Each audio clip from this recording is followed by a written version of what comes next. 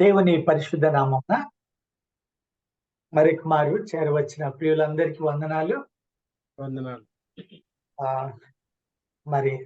మరొకమారు అందరికీ నూతన సంవత్సర శుభాకాంక్షలు. మరి యొక్క అవకాశంను ఈ జూమ్ మీటింగ్ ద్వారా దేవుని వాక్యాన్ని పంచుకోవటానికి దేవుడు నాకు ఇచ్చిన అవకాశాన్ని బట్టి దేవునికి మొట్టమొదటిగా స్తుతి కృతజ్ఞత చెల్లిస్తూ ఉంటున్నాను. అలాగే మరి ఈ అవకాశాన్ని ఈ విధంగా కలుగచేసి ప్రోత్సహిస్తున్నటువంటి జ్యోతక్కకు ప్రత్యేకమైన ధన్యవాదాలు. అలాగే మరి ఈ జూమ్ మీటింగ్ లో ఉన్నటువంటి ఒక్కొక్కరికి, మరి విమలక్కకు, నానక్కకు, తర్వాత ప్రియదర్శి వదినమ్మకు, తర్వాత మరి బ్రదర్ పాస్టర్ శ్యామరావు గారికి, వారి సతీమణి గారికి, అలాగే లలితా సిస్టర్ గారికి, పుష్పలత గారికి, మరి కిరణ్ అండ్ ప్రియదర్శినికి, జేసన్ కు, ఇంకో సిస్టర్ కూడా ఉన్నారు. అందరికీ పేరు పేరున మరొకమారు మా కుటుంబం నుంచి నూతన సంవత్సర శుభాకాంక్షలు తెలియజేస్తూ ఈ దినముకై ఏర్పాటు చేయబడిన కొద్ది నిమిషాల దైవ ధ్యానాన్ని ధ్యానించుకుందాం. అంశము ఏంటి అంటే దేవుని ఆశీర్వాదం. మార్పు నందుట దేవుని ఆశీర్వాదం. చాలా క్లుప్తంగా ధ్యానించే ప్రయత్నం చేద్దాం. అందుకోసమై ఏర్పాటు చేయబడిన బైబిల్ వాక్యము సంఖ్యాకాండము 6వ అధ్యాయము 24 నుంచి 26 వచనాలు. సంఖ్యాకాండము 6వ అధ్యాయము 24 నుంచి 26. యెహోవా నిన్ను ఆశీర్వదించి నిన్ను కాపాడునుగాక. యెహోవా నీకు తన సన్నిధిని ప్రకాశింపచేసి నిన్ను కరుణించునుగాక. యెహోవా నీ మీద తన సన్నిధి కాంతి ఉదయింపచేసి నీకు సమాధానమును కలగజేయునుగాక. దేవునికి స్తోత్రం. ఒక చిన్న మాట ప్రార్థనతో వాక్య ధ్యానంలోకి వెళ్దాం. పరిశుద్ధుడా, మహోన్నతుడా, ఉన్నవాడవు అనువాడవైన దేవుడవు, సమస్త జీవకోటికి సృష్టికర్తమైన దేవుడవు, మా జీవాధిపతిమైన దేవా, మరి మీకు వందనాలు చెల్లిస్తూ, నాయనా వినగల చెవి, గ్రహించగల మనసు మా అందరికి దయచేయనైనా. నా నోటిని బుర్రగా వాడుకొని ప్రభువా, మరి మీ యొక్క జీవవాక్యము మా అందరి హృదయాల్లో ఉంచమని, తద్వారా ప్రభువా మేము మరి ఎక్కువగా మీ స్వారూప్యంలోనికి మార్పు చెందే కృప మా అందరికి దయచేయమని ఈ చిన్న ప్రార్థన మా ప్రభువు రక్షకుడు విమోచకుడైన యేసే నామం బట్టి ప్రార్థించి అడిగి వేడుకుంటున్నాం తండ్రి, ఆమేన్. మరి నూతన సంవత్సరంలో మనందరం కూడా ఏదో ఒక తీర్మానం అయితే చేసుంటాం. సర్వసాధారణం అది. లేకపోతే ఏదో ఒకటి దేవుణ్ణి కోరుకొని ఉంటాం.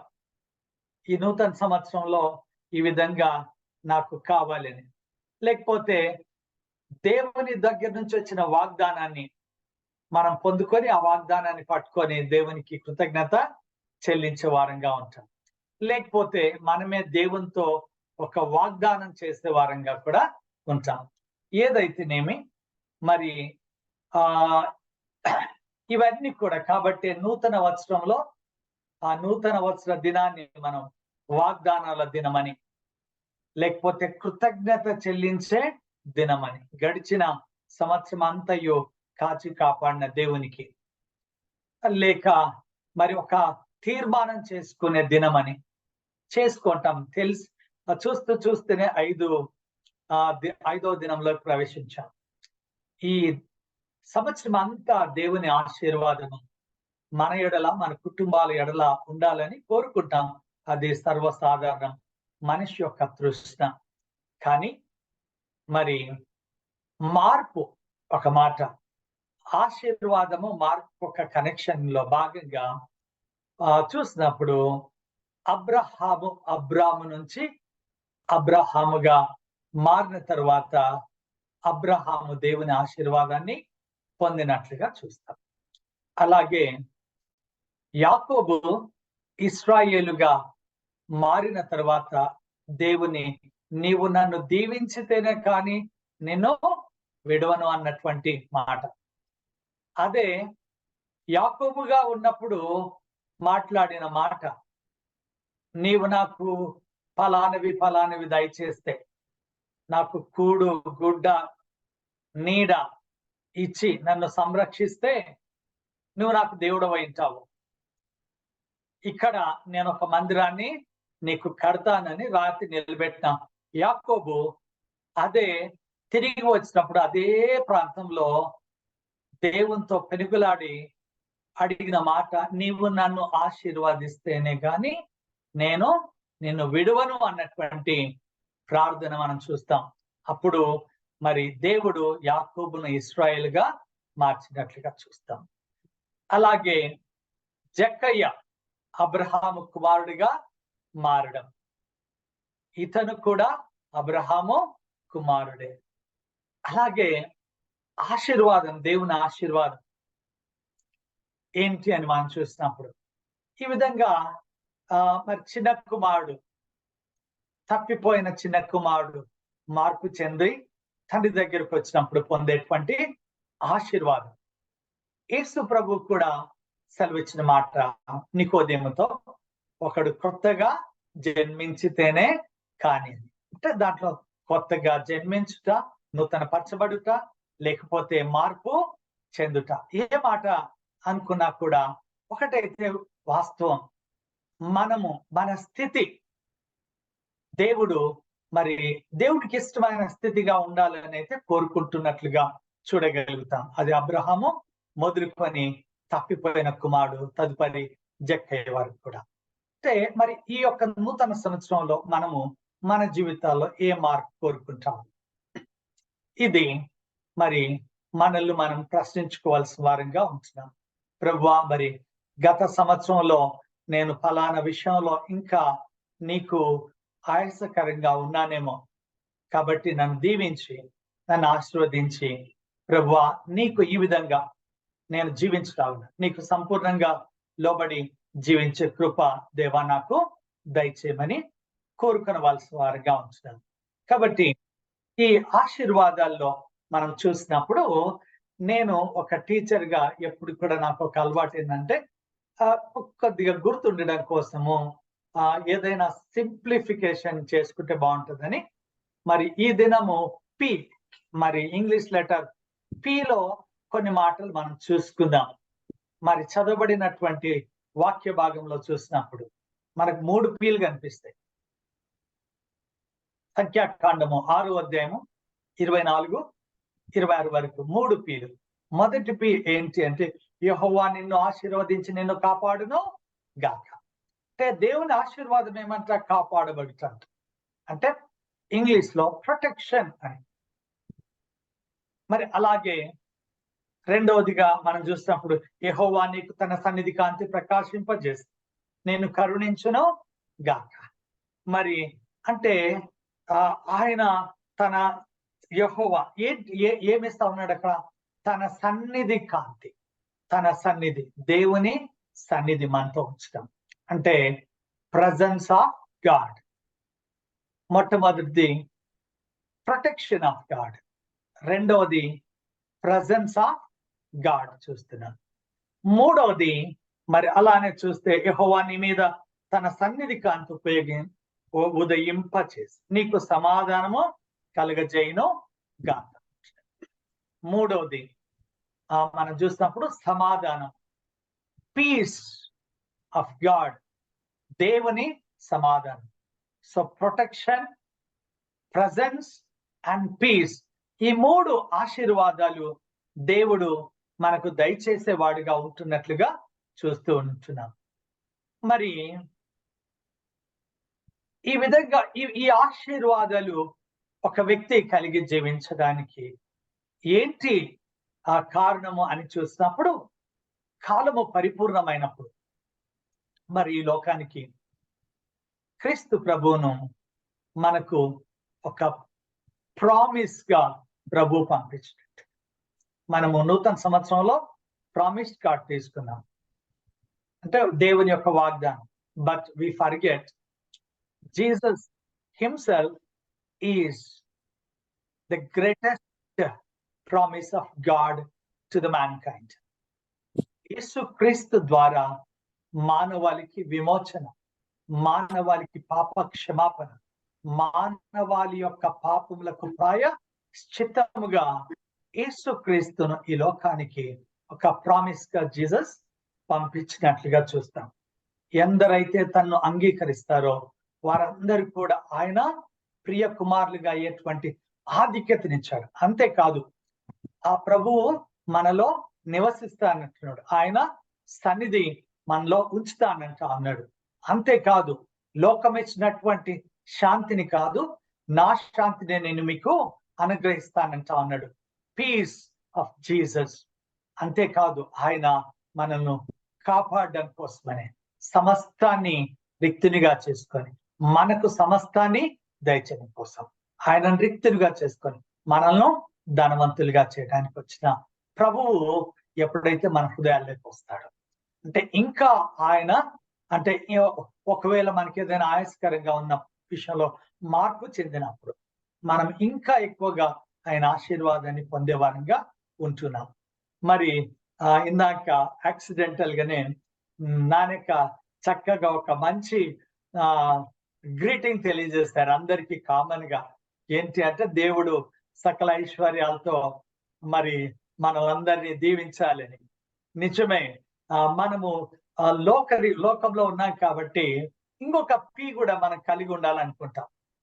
ఏం పి అది అన్నప్పుడు property. What is that P? It's a property. లేకపోతే దాన్ని స్లాష్ వెల్త్, లేకపోతే స్లాష్ పొజిషన్స్.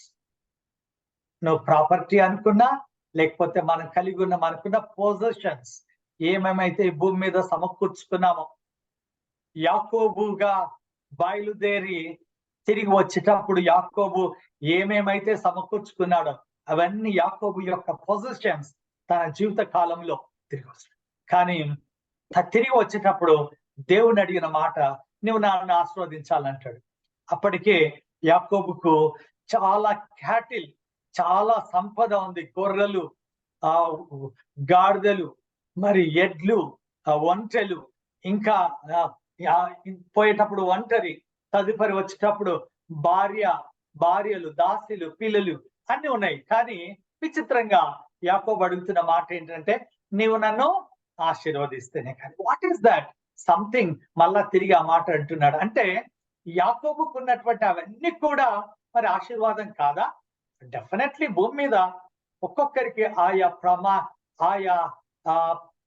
కెపాసిటీని బట్టి మరి మనందరికి కూడా ఆయా వాటిని సమకూర్చుకొనిగా ఉంటా ఉన్నాం.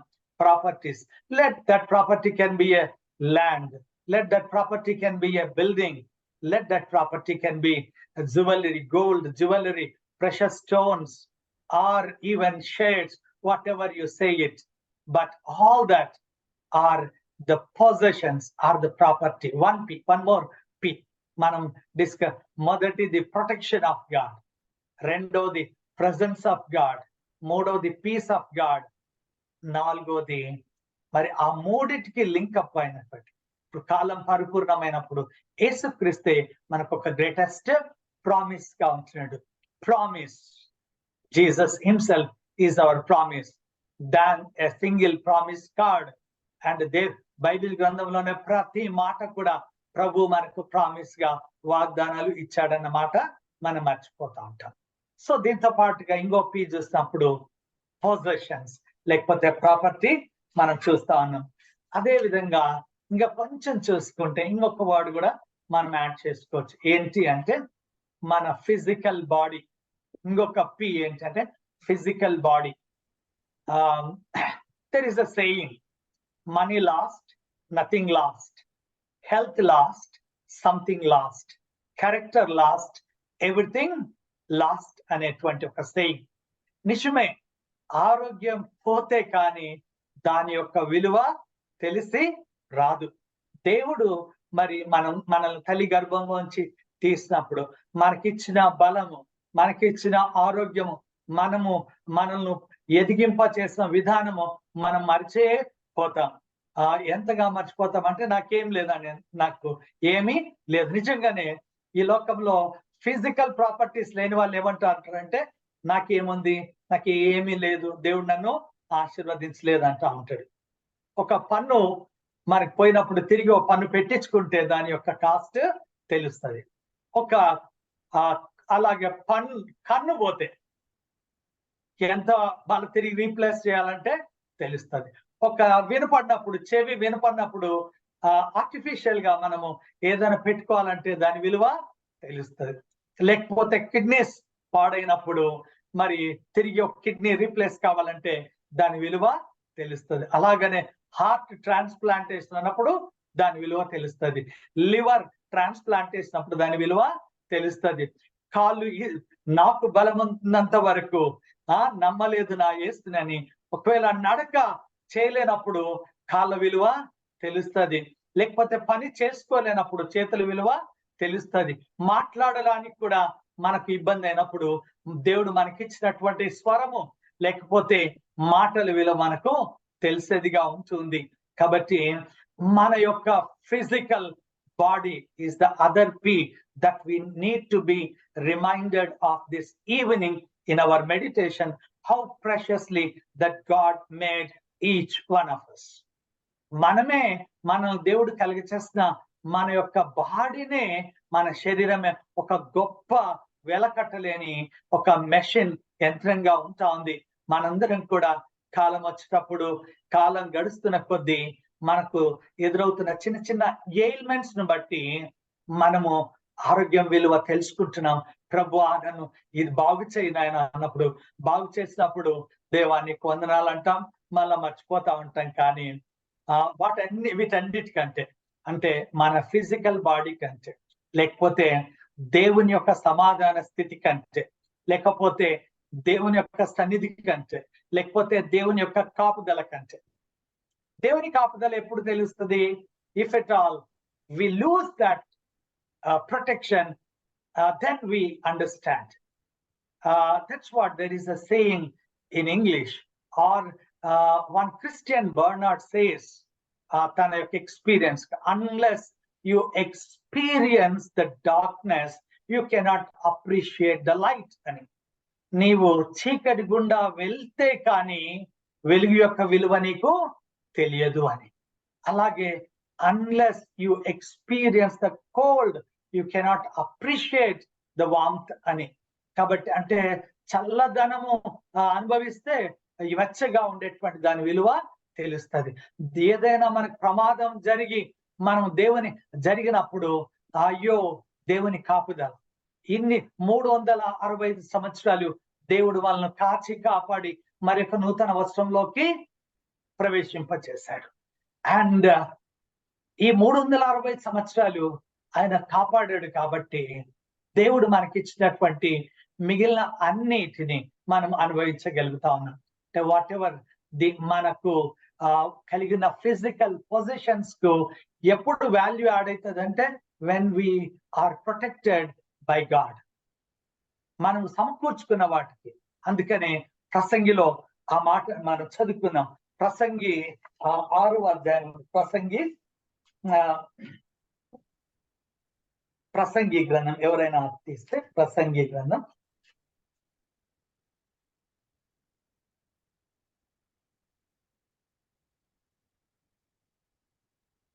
ప్రసంగి గ్రంథం 5వ అధ్యాయము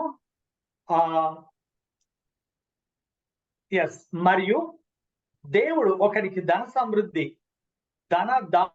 సమృద్ధి ఇచ్చి దాని యందు తన భాగము అనుభవించుటకు, అన్నపానములు పుచ్చుకోటకు, తన కష్టార్జితమందు సంతోషించుటకును వీలు కలుగజేసినలా అతనికి ఆ స్థితి దేవుని ఆశీర్వాదం వలన కలిగినదను కొనవలెను.